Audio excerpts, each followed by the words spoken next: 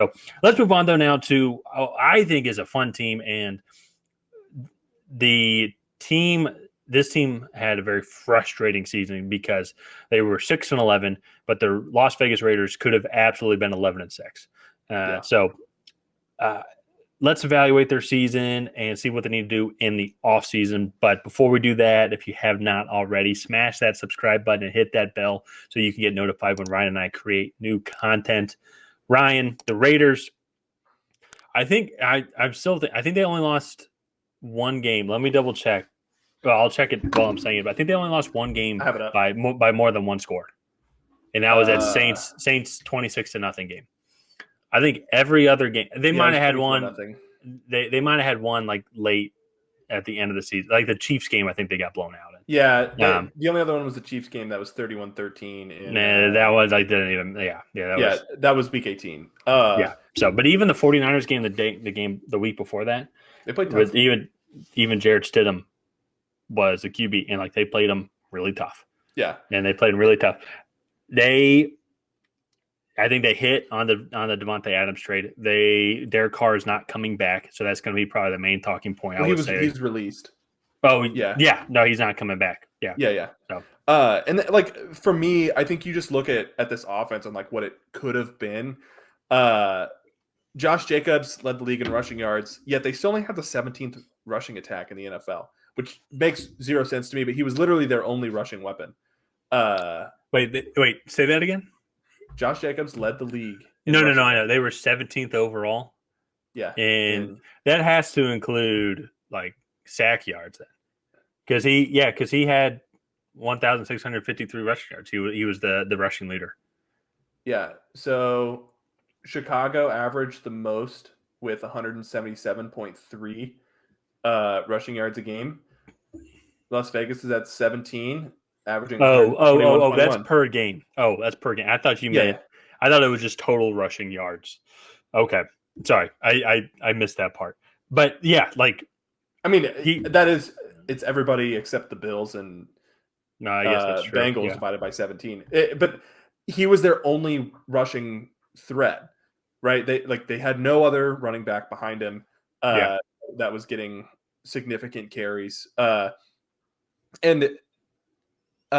their passing attack was good. It was 11th in the NFL, averaging 231 yards a game. But if from watching most of these games, they would get ahead. They would play well in the first half, and then they would fumble in the second half.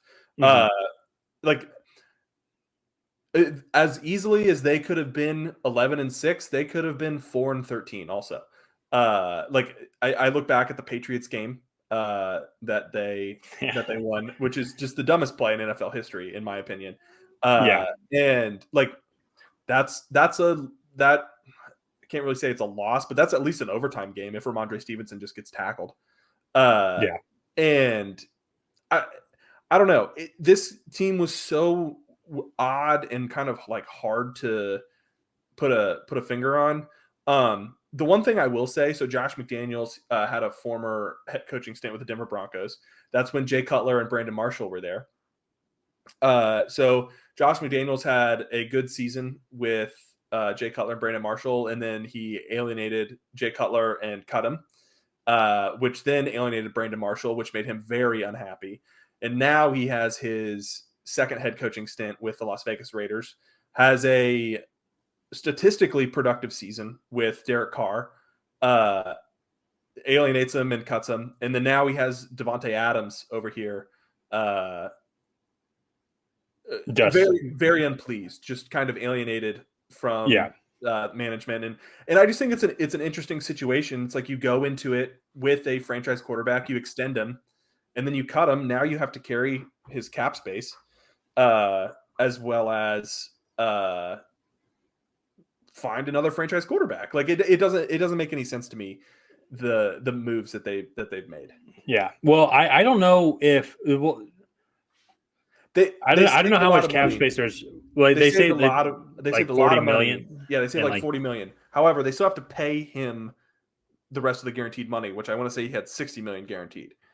Okay, and that'll be spread out over the next couple seasons. I'm guessing then. Something like that, yeah. So because they still have, I mean, the cap money that I have, that they're third most. They're at $46 million. See, I only have 22. That doesn't make any sense. Oh, according to here, and I'll say according to Spot Track. According to PFF, the Raiders are 9th on cap space with 22.28 million. So okay, so that's interesting. Because under here on Spot Track, it has them at 46 million. They're the the third most team. So Okay. as I said, I don't know if that is based off projections or if either team is doing that based off projections or not.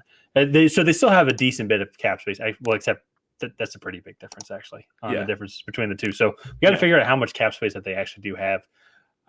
I think Spot Track has been correct overall, but that being said, though, I do think it is. I'm normally not a fan of re-signing running backs. However, I think Josh Jacobs is the exception. It's just similar to how Derrick Henry was the exception. And so Ezekiel Elliott, I think, is comparable to Ezekiel Elliott. At the time, yes. Yeah. If they re-sign him, well, no, he'll be cut. We'll get to that at the Cowboys video. Yeah. But I think another guy, speaking of cuts, I think Darren Waller, I think he's going to be cut because he has not played a lot of games over the past couple of years. And also Foster Moreau had a decently good season, splitting time with Darren Waller. I think he could bump up some stats and his production if he gets full-time playing. The issue, though, for me, and the thing that they really need to address in the offseason with however much cap space that they do have is the secondary. We have talked about that a lot. Max Crosby is elite, and they can maybe give him a running mate as well. Also, I think it's one thing that they could address. But in that division, every team on paper, unless we're talking about the Broncos, has some horses that could run and they can catch the ball and they love to throw the ball. And so they can't go and win shootouts with these guys, especially since they really only have Devontae Adams as well. So they need to bolster up that secondary, and they need to get Max Crosby running mate. So it's like the defense is the second biggest thing that they need to address the biggest thing they need to address after they find a new quarterback for the team.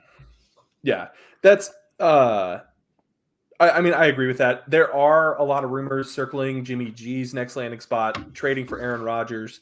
Obviously, Derek Carr is not in any of those rumors. And so, and then also possibly a trade for Lamar Jackson, although those are a little bit more of a stretch. And so they do have 9 draft picks also. 1, 2, 3, 4, 2 5s, a 6, and 2 7s.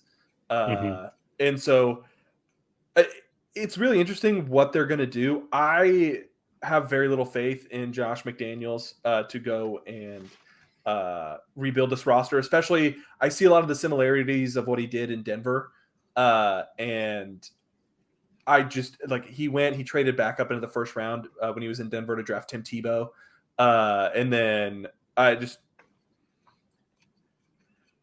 questionable decisions. And it's interesting too, because he's also with an organization as well now, because then that was with the Broncos, who I would say are much more conscious about those types of decisions. But now when you're with the Raiders and you're now with the Davis family, you're like, oh shoot, let's take them. Let's go with your gut feeling, so it's going to be very wild, I think, to kind of see what moves get made over the next couple of months. Because you're right, with Derek Carr. And for me, it's like just an example. So you cut Derek Carr.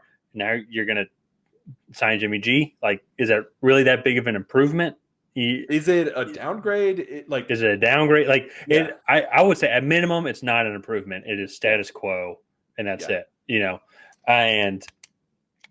And it's just a very interesting move. Do you mortgage the future? That's kind of the point of it. But it's do you go give the Bears what they want, 3 first-round picks, and then some, and get your rookie quarterback? And quick question: did they make the Devontae Adams? They made the Devontae Adams trade well after Josh McDaniels was the head coach, correct? Yes. Yeah. Okay. That was that was a mid-January. No. It was before the draft, but Josh McDaniels was already the head coach. No, I know, mid-January, so that's fine. But I think from here, it's similar to the Ravens, you gotta figure out the QB situation first, and then everything else is going to fall in order. Yeah. Or so this is also probably a bad strategy PR wise and like locker room wise. You could say, all right, we're going to roll with Jared Stidham for the next year. We're going to build everything else and then see what we can do about the quarterback position in 2024. And that's a riskier strategy, especially when you have as many questions about your coaching ability as Josh McDaniel does after that season that he just put on. So it's going to be a really interesting offseason to watch the Las Vegas Raiders. I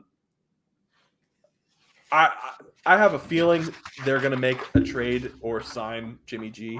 Because I really struggle to think that they would just release Derek Carr without a plan. Yeah. And that's why that's why I think Aaron Rodgers is on the table. Yeah. Like I would like to at least think that like Aaron Rodgers, like that they obviously recognize Aaron Rodgers is better than Derek Carr, especially at both stages in their career. You have Devontae Adams who put up 15. Oh, should I already take? But it's like I think it's 1,500 yards of receiving with Derek Carr, and you had no other options. 15. Yeah, and it would be much cheaper to go get Aaron Rodgers for several years than to draft pick wise and trade. I think it might only be like maybe one first round pick or maybe a couple day 2 picks. There's 7. So yeah. Like, hey, Packers, we'll give you 7. Like, we'll give you number 7. And like and they get a couple more years with Aaron Rodgers if he still wants to play.